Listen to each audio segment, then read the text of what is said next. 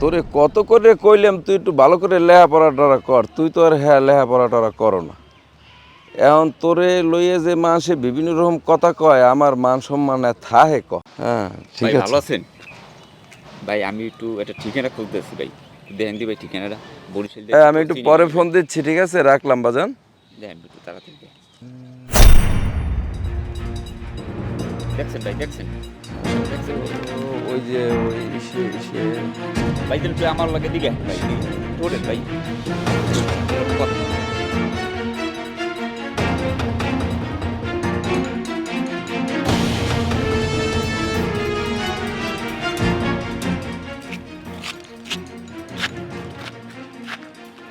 ভাই আপনার লগে কি কি আছে দেন তো ভাই।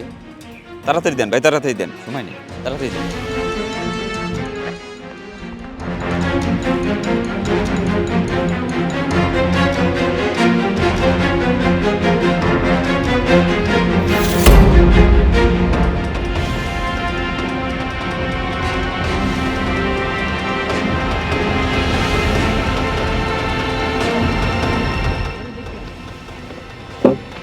ও ভাই ভাই কি আপনি ও ভাই ওরেন দি কেডা আপনি ভাই ওরেন দি ভাই কেডা আরে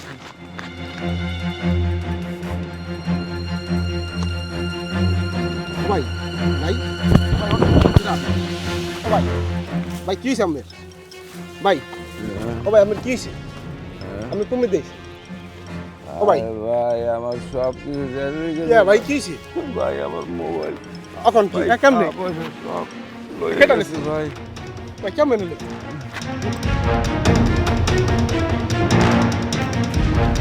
ভাই সব শেষ ভাই, সব ভাই, কি লইয়ে সব? গেছে ভাই, কেটে গেছে সব ভাই? মোবাইল টোবাইল সব লইয়ে গেছে।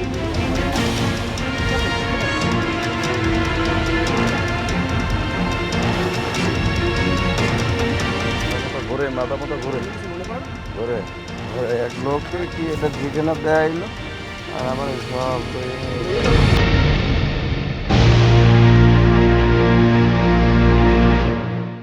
আসলে যে বিষয়টা দেখলেন, এটা সমসাময়িক অহরহই ঘটে যাচ্ছে এরকম দুর্ঘটনা। আসলে আমাদের সতর্কতারও অনেক অভাব আছে।